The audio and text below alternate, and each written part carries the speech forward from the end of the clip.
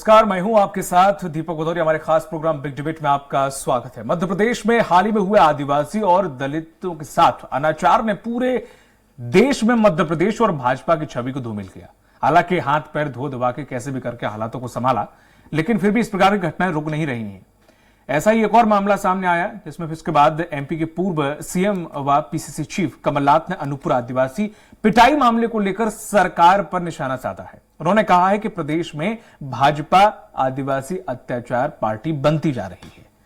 अगर आप आदिवासियों पर अत्याचार रोक नहीं सकते हैं तो कम से कम मुख्यमंत्री पद से इस्तीफा दे दीजिए। देखिए रिपोर्ट। ये तस्वीरें देखिए, ये तस्वीरें अनूपपुर जिले की हैं। तस्वीरों में आप देख सकते हैं कि किस तरह से एक बुजुर्ग के साथ मारपीट की जा रही है। मारपीट करने वाले युवक बीजेपी पार्टी से ताल्लुक रखते हैं। ये कार्यकर्ता दबंग है। इनके हाव भाव से साफ नजर आ रहा है कि सत्ता का नशा आखिर कैसे इनके सिर पर चढ़ा है। आखिर किस तरह से ये सत्ता के नशे में चूर हैं। किस तरह से ये बुजुर्ग के साथ मारपीट कर रहे हैं। मामला सामने आ जाने के बाद से इलाके में सनसनी फैल गई है।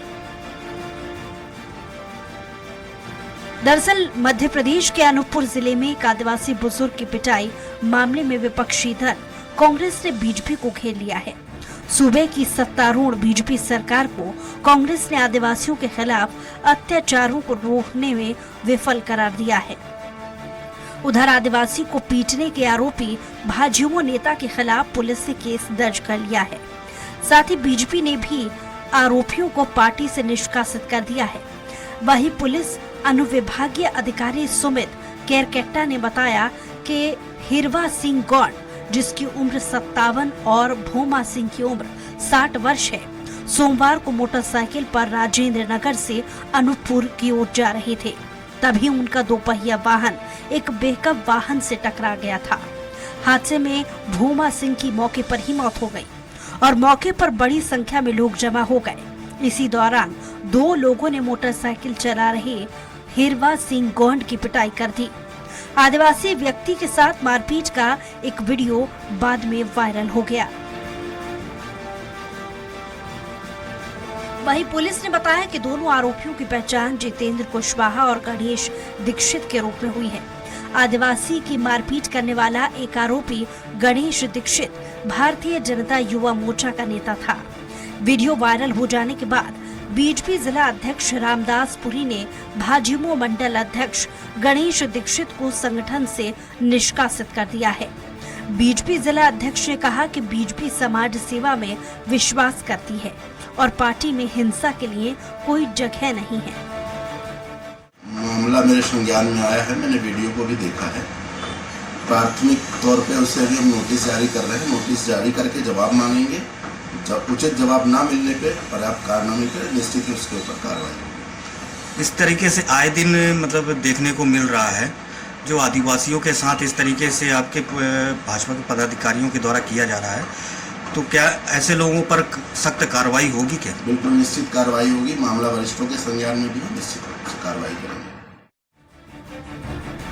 वहीं मामले के सामने आ जाने के बाद कांग्रेस नेता कमलनाथ ने बुधवार को अपने एक्स अकाउंट पर मारपीट का वीडियो शेयर किया और लिखा कि बीजेपी नेता एक आदिवासी व्यक्ति को चप्पलों से पीट रहे हैं।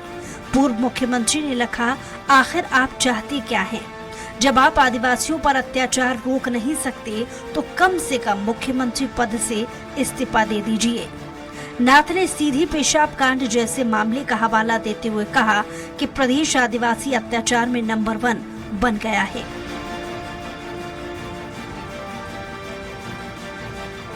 बहरहाल ये पहली बार नहीं हुआ है जब किसी आदिवासी के साथ इस तरीके की बर्बरता की गई हो। इससे पहले भी आदिवासियों के साथ अत्याचार के मामले सामने आते रहे हैं। खैर, इस मामले के सामने आ जाने के बाद भले ही बीजेपी ने अपने कार्यकर्ता को बाहर का रास्ता दिखा दिया हो, लेकिन बड़ा सवाल कि आखिर आदिवासियों के साथ हो रहे अत्याचार पर कैसे और कब रोक लगेगी, ये देखने वाली बात होगी। सलमान खान, स्वराज एक्सप्रेस। और इसी पर ज्यादा चर्चा करने के लिए खास पैनल हमारे साथ जुड़ा हुआ है। माया नरोलिया जी हैं प्रदेश अध्यक्ष महिला मोर्चा बीजेपी से। माया जी, आपका स्वागत है।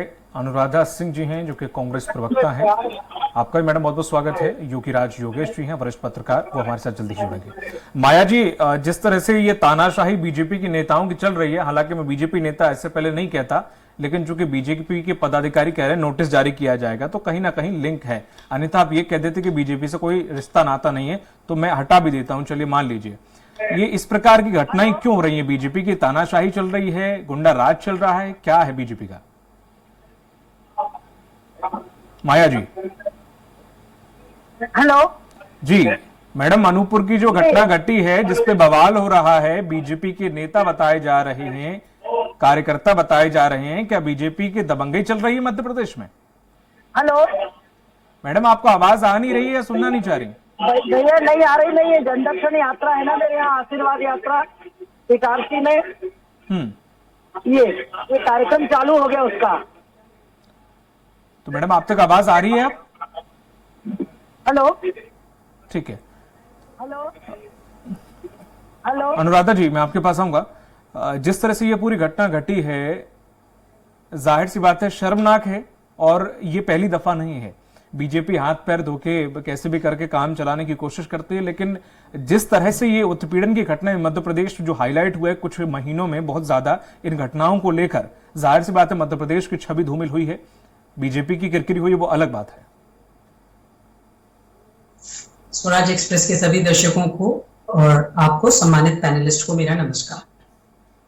भारतीय जनता पार्टी के 18 सालों के राज में मध्य प्रदेश में 30,400 मामले सामने आए हैं। This is a tip of the iceberg, क्योंकि बहुत सारे मामले आप जानते हैं हिम्मत नहीं जुटा पाते, लोग प्रकाश में नहीं आ पाते। और भारतीय जनता पार्टी के शासन में, शिवराज सरकार में, आपने जैसा कहा हम सब देख रहे हैं, बहुत पीड़ा है कि हमारे आदिवासी भाई बहनों पर अत्याचार लगातार निरंतर बढ़ते जा रहे हैं। आखिर शिवराज सरकार चाहती क्या है? अभी जो अनूपपुर का दिल दहलाने देने वाला वीडियो, जिसमें एक आदिवासी व्यक्ति की एक्सीडेंट के द्वारा मृत्यु हो जाती है, तो दूसरे आदिवासी व्यक्ति जो उनके शव के पास बैठे हुए हैं, उनको बेरहमी से भारतीय जनता पार्टी के मंडल अध्यक्ष द्वारा बर्बरता पूर्वक चप्पलों से पीटा जा रहा है। आखिर क्यों? भारतीय जनता पार्टी के राज में दबंगाई इतनी है कि आज मध्य प्रदेश आदिवासी भाई बहनों के खिलाफ अत्याचार में नंबर 1 हो गया। शर्मनाक है। इसकी जवाबदेही किसकी है? लॉ एंड ऑर्डर पूरी तरह ध्वस्त हो चुका है भारतीय जनता पार्टी के शासन में। आपको याद होगा सर, अभी थोड़े दिन पूर्व की ही घटना है, सीधी में मेरे आदिवासी भाई के साथ इस तरीके से भारतीय जनता पार्टी के विधायक प्रतिनिधि द्वारा घनघोर अत्याचार किया गया। और उसके चंद रोज बाद ही आप आ जाएं, इंदौर में 2 आदिवासी भाइयों को बेरहमी से मारा जाता है। आज तो आप देखिए भारतीय जनता पार्टी के राज में दबंगाई इतनी हो गई है, अत्याचारियों के हौसले इतने बुलंद हैं कि अब तो भैया वो वीडियो बनाते हैं और वीडियो बना के उनको वायरल कर रहे हैं। मैं पूछती हूं भारतीय जनता पार्टी से कि आपने क्या कदम उठाए हैं मेरे जिससे आदिवासी भाई बहन सुरक्षित महसूस करे? भारतीय जनता पार्टी बताए मुझे आज। और आपको याद होगा सर, पिछले साल की ही घटना है, 2022 की, नेमावर में किस तरीके से गाड़ दिया गया था और एक अकेली परिवार की लड़की न्याय मांग रही थी, आदिवासी परिवार की। क्या दर्शाता है भारतीय जनता पार्टी के राज में? मैं आपसे कहती हूं कि आज तो भाई आप अत्याचार पे अत्याचार, अत्याचार पे अत्याचार। आदिवासी भाई जो हमारे मूल निवासी हैं, उनके साथ इतना बर्बरता पूर्वक व्यवहार आखिर क्यों? ठीक है अनुराधा जी, लेकिन जिस तरीके से देखें भारतीय जनता पार्टी मुझे आज बिल्कुल, लेकिन अगर आप नजर डालें 2022 के भी आंकड़ों के, तो 2022 में उत्तर प्रदेश पहले नंबर पे है और राजस्थान दूसरे नंबर पे है और मध्य प्रदेश तीसरे नंबर पे। आदिवासी उत्पीड़न देखिए पे? सर, आप जो बात कर रहे हैं, मैं आपसे, हम कहां बात कर रहे हैं? आप और मैं मध्य प्रदेश की बात कर रहे हैं। नहीं, और मध्य बात प्रदेश बीजेपी में और एक कांग्रेस पार्टी, सीरीज है। मध्य प्रदेश की तो मैं भी मैं बात आपसे कर रहा हूँ, वही मेरा आपके पहला क्वेश्चन उनसे ही so था। let me लेकिन complete first. लेकिन अगर या बात आप देखी प्रश्न जाए पूछ लीजिए। शासन और कुशासन की, तो फिर राजस्थान भी इसमें है। मैं इसकी चीज का जिक्र कर रहा हूँ। लेकिन आपको मैं एक थोड़ी सी जानकारी दे दूं। अगर नंबर बना आदिवासी से आप कहेंगे कि है आदिवासी उत्पीड़न में मध्य प्रदेश, तो आपको मैं ये भी बताना चाहूंगा कि सबसे ज्यादा चार्जशीट दाखिल करने में भी नंबर 1 है, यानी कि कार्रवाई करने में भी नंबर 1 है मध्य प्रदेश। किसी गुनाह को, किसी अत्याचार को, ठीक है अगर हो रहे हैं, हर राज्य में होते हैं, नहीं रोका जा सकता, लेकिन उस पर कार्रवाई हो सकती है और की जा सकती है, लेकिन उसमें मध्य प्रदेश अग्रणी है। मैं आपसे एक प्रश्न पूछती हूँ कि अभी जो सीरीज जो आप बता रहे थे, आप स्वयं ही बता रहे थे, जी, जी। लगातार उसमें चाहे आप अभी जो सोमवार को अनूपपुर में जो दर्दनाक घटना हुई, या आप सीधी में लें या आप नेवावर में लें, वहां उसके तार भारतीय जनता पार्टी के जुड़े लोगों से क्यों आते हैं? ये किसका कर्तव्य है, किसका दायित्व है? मैं पूछती हूं भारतीय जनता पार्टी से, आखिर क्यों? इसका जवाब देना मुझे भारतीय जनता पार्टी की सत्तासीन सरकार से जुड़े हुए लोगों के नाम क्यों आते हैं? लेकिन उनका दायित्व है अभी कि सुरक्षित माहौल दे हमारे आदिवासी भाई बहनों को और मध्य प्रदेश के सभी नागरिकों को। ये सत्तासीन सरकार का परम कर्तव्य, परम दायित्व है। लेकिन वो तो आदिवासी सम्मान समारोह करते हैं, मूर्तियां भी बना रहे, लगातार कुछ विकास के लिए काम कर रहे हैं, पैसा कानून भी वही लेके आए हैं, तो आप ये कैसे कह सकते हैं कि वो आदिवासियों के लिए काम नहीं कर रहे हैं? कांग्रेस पार्टी, चूंकि बीजेपी प्रवक्ता अभी हमारे साथ जुड़ नहीं पा रही हैं टेक्निकल इशू के कारण, इसलिए मैं ये सवाल आपसे पूछ रहा हूं। देखिए सर, आप इतिहास उठा के देखिए, कांग्रेस पार्टी ने सदैव आदिवासी भाई बहनों के उत्थान के लिए सदैव कार्य किया है। आप देखिए, जल जंगल जमीन, कांग्रेस पार्टी सदैव आदिवासी भाइयों के उत्थान के लिए किस तरीके से उनका अधिक से अधिक विकास हो सके, उसकी ओर हमेशा कार्य करती आई है। ये आप इतिहास देखें। मैं आपसे ये कहना चाहती हूं, आज मेरा प्रश्न है आपसे, जो आपने प्रश्न पूछा है कि एक तीर एक कमान, आदिवासी एक समान। मध्य प्रदेश को ये गौरव हासिल है कि देश के सबसे अधिक आदिवासी समाज के लोग अनादिकाल से यहाँ के मूल निवासी हैं। और हम आज आप देख रहे हैं कि भारतीय जनता पार्टी के 18 सालों का कुशासन है कि हमारे अनादिकाल से मूल निवासी अपने आप को घोर असुरक्षित महसूस कर रहा है। भारतीय जनता पार्टी का कुशासन है। Law and order has collapsed. This shows क्या कदम उठाए हैं भारतीय जनता पार्टी ने, जिससे मेरे आदिवासी भाई बहनों के मध्य सुरक्षा का माहौल उत्पन्न हो? बताए भारतीय जनता पार्टी मुझे। नहीं तो जिस तरह से देखा जाए, आप ठीक है, उत्पीड़न की बात आपने जिक्र किया, लेकिन जो कार्रवाई हो रही है उसका जिक्र आप क्यों नहीं कर रहे? क्या कार्रवाई हो रही है ना मुझे, क्या रेशियो है? Please tell me the ratio. What is the ratio? और ये क्यों हो रहे हैं लगातार? क्यों हो रहे हैं? इसको रोकथाम के लिए सरकार ने क्या कदम उठाए हैं, ये भी मुझे बताया ना भारतीय जनता पार्टी। ठीक है, पंकज चतुर्वेदी जी जुड़ गए हैं बीजेपी, जो 18 सालों में लगातार बीजेपी प्रवक्ता जुड़ गए हैं। पंकज चतुर्वेदी जी, मैं आपके पास अब लौटूंगा। अत्याचार लगातार बढ़ते पंकज जी, जिस तरह से ये घटना अनूपपुर की सामने आई है, ये बीजेपी की तानाशाही आखिर क्यों हो रही है, इसकी वजह क्या है? और जब भी कोई आदिवासियों के ऊपर या दलितों के ऊपर कोई अत्याचार की कोई खबर आती है, तो उसमें बीजेपी का कनेक्शन क्यों निकल आता है? देखिए, उसमें एक सज्जन का नाम, रिपोर्टर सज्जन का नाम जितेंद्र कुशवाहा, और जितेंद्र कुशवाहा जी कांग्रेस पार्टी के कार्यकर्ता हैं। तो जितनी बातें कांग्रेस पार्टी बहुत जोर जोर से चिल्ला कर कर रही है, जरा कांग्रेस पार्टी उत्तर दे कि जितेंद्र कुशवाहा से उनका क्या संबंध है। हमने प्रमाण पेश किए हैं। कांग्रेस पार्टी के कार्यकर्ता श्रीमान जितेंद्र कुशवाहा जी कांग्रेस पार्टी तरफ से धरने प्रदर्शन में पुलिस थाने में गिरफ्तार हुए हैं। कांग्रेस के कार्यकर्ता हैं वो। क्या ये कांग्रेस भाजपा का विषय? मेरा इतना सा बोलना है दीपक जी कि इस प्रकार के अपराध किसी भी समाज में अक्षम्य अपराध है।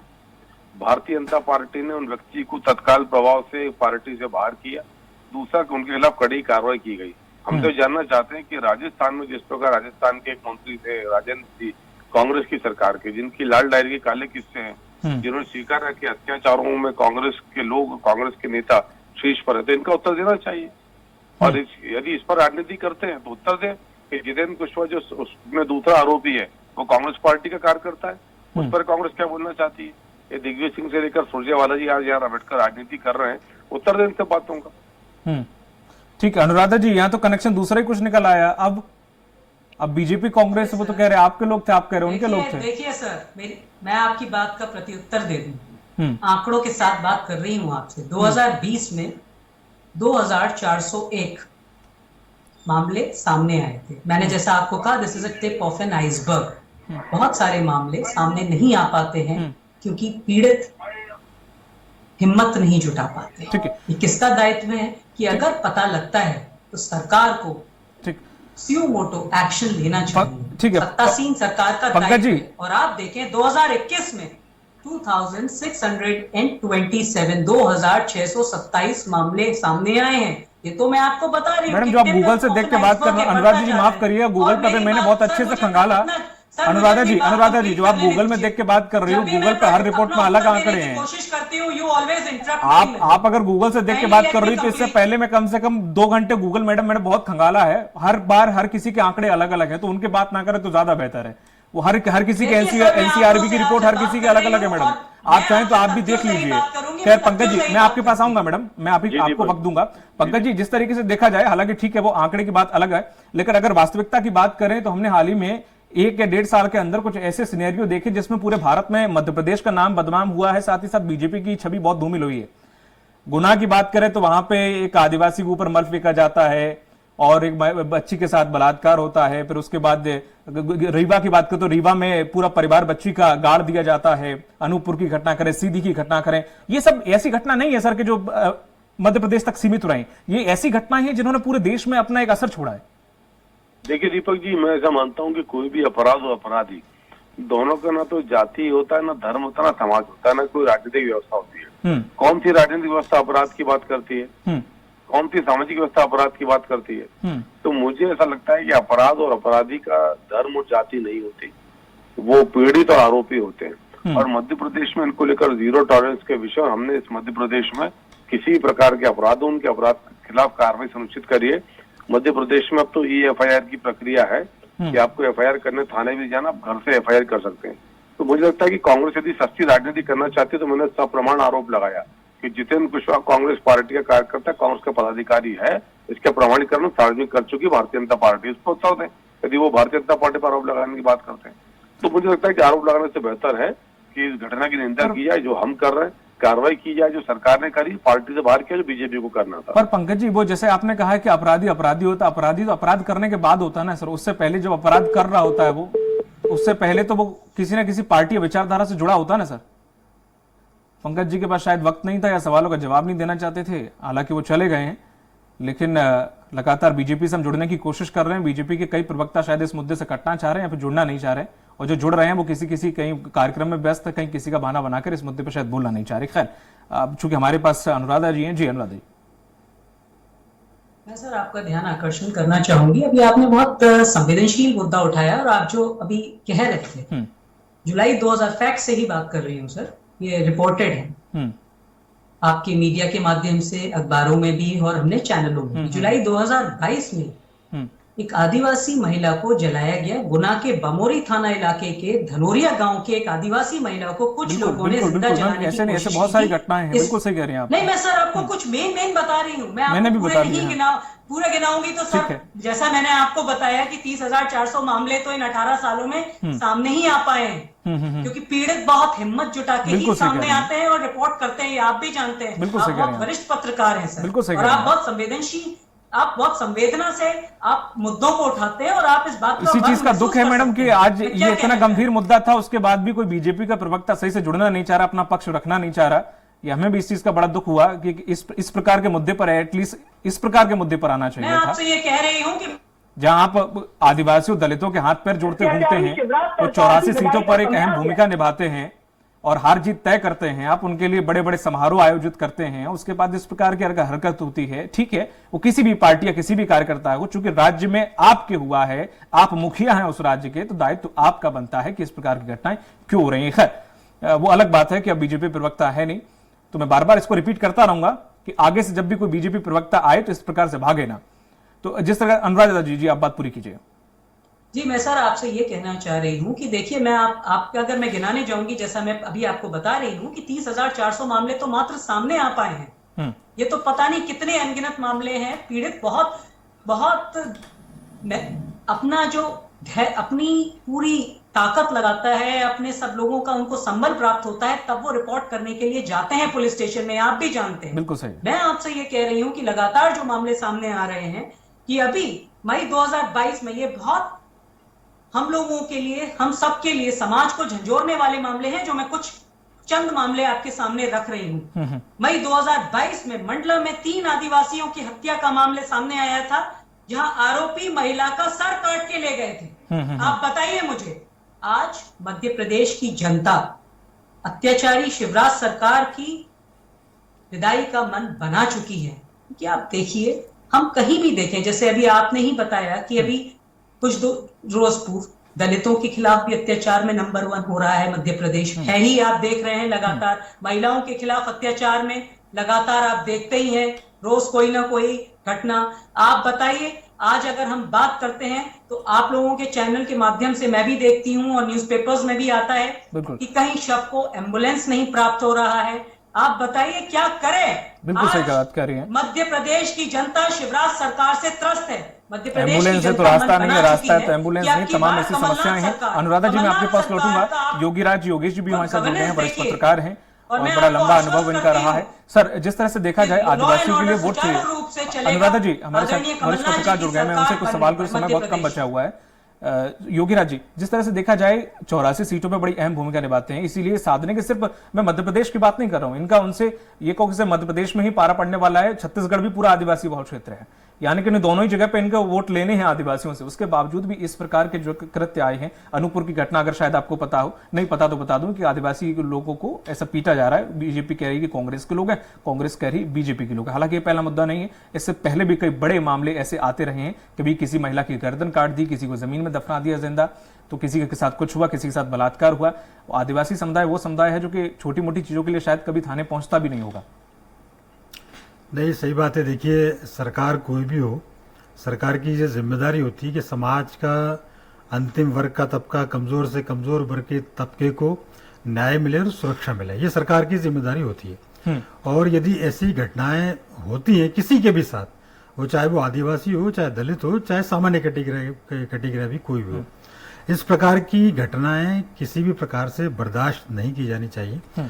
और जब ये घटनाएं रिपीट होती हैं लगातार, तो और चिंताजनक बात हो जाती है। हम देख रहे हैं पिछले कई दिनों से लगातार ऐसे मामले सामने आते जा रहे हैं। विंध्य का एक मामला भी आपने शायद हो सकता है आपने जिक्र किया होगा। तो ये सब मतलब आप पीटते पीटते स्थिति ये आगे के लोग पेशाब करने लग गए, मेला खिलाने लग गए। तो ये हम किस संस्कृति की तरफ जा रहे हैं और हम क्या मैसेज दे रहे हैं पूरे देश को और पूरे समाज को, हम ऐसे कैसे आगे ले जाएंगे। तो निसंदेह ये सारी घटनाएं बहुत चिंताजनक है और इसमें कोई नहीं, सरकार और प्रशासन की जिम्मेदारी तय होनी चाहिए और आगे से भविष्य में ये घटना ना हो इसका इंतजाम सरकार को बहुत कड़ाई से करना चाहिए। वरना सरकार आश्वासन देती रहेगी, अधिकारी आश्वासन देते रहेंगे और ये घटनाएं लगातार होती रहेंगी। ठीक है योगेश जी, एक और सवाल उठता है कि ऐसा नहीं है कि आदिवासी नेताओं को जगह नहीं दी जाती, आदिवासी नेताओं को जगह दी जाती है, लेकिन अक्सर ये देखने को मिलता है कि आदिवासी जो नेता होते हैं वो खुद के उत्थान के लिए काम करते हैं, ना कि आदिवासी वर्ग के लिए। अभी हमें हाल ही में देखा जब ये फिर बदल हुआ कांग्रेस और बीजेपी में, तो कई जो आदिवासी नेता थे वो भाग के इधर खड़े हो गए। तो मतलब ये अपने हित के लिए कार्य करते हैं, अपने समाज के हित के लिए, वो कभी आवाज क्यों नहीं उठाते जो उठानी चाहिए एक्चुअली में? इन सबके पीछे राजनीति एक बहुत बड़ा कारण है। और ये देखिए आप कि आपको कहीं ना कहीं एक इनिशिएटिव लेना पड़ेगा। आरक्षण यहाँ 70 सालों से लागू है। अब ये चाहे वो ट्राइबल हो, चाहे दलित हो, चाहे कोई भी हो, ये आपकी भी जिम्मेदारी बनती है। केवल सरकारों की जिम्मेदारी नहीं है कि हमेशा आपको प्रोटेक्शन दिया जाए, आपकी ही जिम्मेदारी बनती है। यदि आपके परिवार को एक पीढ़ी 2 पीढ़ी को लाभ मिल गया तो तीसरी पीढ़ी का लाभ आप खुद त्यागें, या तीसरी पीढ़ी की भलाई के लिए आप आगे आए कि अब हम इनके कल्याण की, हम अपने समाज के लिए, आप दूसरों के लिए मत करिए, आप अपने समाज के उत्थान के लिए कार्य कीजिए, तो यही एक बहुत बड़ा चेंज हो जाएगा। लेकिन सब लोग क्या है, सरकार पर डिपेंड है, सरकार को गाली देने में उनको मजा आता है, उसके लिए भले ही अत्याचार सहल है। और एक चीज और होती है, ये घटनाएं लगातार बड़ा जरूरी होती हैं, लेकिन जब इन घटनाओं की खोजबीन करते हैं तो कई बार तथ्य एकदम उलट सामने आते हैं। और हमने ये भी देखा है कि कई ऐसे मामले सामने आए जब एक सामान्य वर्ग के या किसी ऐसे वर्ग को, एक ऐसे आदमी को परेशान किया गया और सिर्फ राजनीति के लिए परेशान किया गया, क्योंकि उनको पता है कानून में ऐसे प्रावधान कर दिए गए हैं, आप किसी के खिलाफ यदि झूठी रिपोर्ट भी दर्ज करा दें तो वो जिसके खिलाफ आपने रिपोर्ट दर्ज कराई है उसको सबूत साबित करने का जिम्मेदार उसी पे बन जाता है। तो आप कल्पना कर सकते हैं, कई लोग, निर्दोष लोग जेल में ठूस दिए गए हैं केवल इस कानून की वजह से। तो इन चीजों को भी देखना चाहिए। अत्याचार हो रहे हैं, इसमें कोई हो रहे हैं, इससे कोई इनकार नहीं कर रहा, लेकिन कई मामले, कई घटनाएं फर्जी साबित होती हैं। कई गांव में जब से पंचायती राज आया, कई फर्जी केसेस बने ऐसे, और विरोधी दलों ने बनवाए और झूठे प्रकरण बनवाए, और ये कह के बनवाए कि चूंकि उसमें तो एक प्रावधान ये कि 25,000 रुपए तो आपको रिपोर्ट करने पे थाने से ही मिल जाते हैं, तो आप वहां से भी पैसा लेते हैं और जिसके खिलाफ आप रिपोर्ट दर्ज करा रहे हैं उससे भी पैसा लेते हैं। तो ये भी इसका एक पक्ष है। आपको ऐसा नहीं देखना चाहिए कि साहब आदिवासियों पर अत्याचार हो रहे हैं। सामान्य कैटेगरी के, मुझे अच्छी तरह याद है, कई लोग ऐसे आज भी जेल में प्रताड़ित हो रहे हैं, कानून का सामना कर रहे हैं जिनमें उनका कोई दोष ही नहीं था। तो इसका एक समग्र रूप से एक विश्लेषण करना चाहिए और सरकार को इन सारी चीजों पर बहुत कड़ाई से अंकुश लगाना चाहिए। और ये घटनाएं किसी के भी साथ ना हो, मैं बार बार यही कह रहा हूँ, इसको कि आप विशेष वर्ग मत बनाइए। आप तो दलित और आदिवासी भी इस धरती के प्राणी हैं, उनको आप स्पेशल कैटेगरी का दर्जा मत दीजिए। वहां तक ठीक है, आप गरीब हैं, आपको इकोनॉमिक मदद दी जाए, लेकिन आप बिल्कुल हर चीज में साहब आदिवासियों के साथ ऐसा हो गया तो पूरा यहाँ से वहां तक आपने सुर्खियां बन गई। कई लोगों के साथ और भी होता है, लेकिन पता सारे पहलुओं को पहले देखना जरूरी है और शायद उसके बाद चीजों की। लेकिन कुछ घटनाएं ऐसी आ जाती हैं जिनसे सवाल खड़े हो ही जाते हैं, क्योंकि उनका प्रारूप इतना भयानक होता है कि देख के वैसे ही सब लोग सवाल पूछने लगते हैं। हालांकि उनकी वजह कुछ और, वो अलग बात है, लेकिन फिर भी इन घटनाओं पर अंकुश लगाने की जरूरत है। और जाहिर सी बात है, इस प्रकार की कोई भी हरकत किसी भी व्यक्ति विशेष के साथ निंदनीय है और स्वराज एक्सप्रेस भी इसकी निंदा करता है। बहुत बहुत शुक्रिया हमारे साथ योगी जी आपको जुड़ने के लिए, अनुराधा जी आप वक्त देने के लिए बहुत बहुत शुक्रिया। आदिवासियों पर हो रहे उत्पीड़न को नजरअंदाज करना भाजपा को भारी पड़ सकता है, और हालांकि ये हो रही घटनाएं भाजपा की करी कराई पूरी मेहनत पर पानी फेर सकती हैं और हर 2018 की तरह भी चुनाव का हो सकता है। मुझे दीजिए इजाजत, नमस्कार।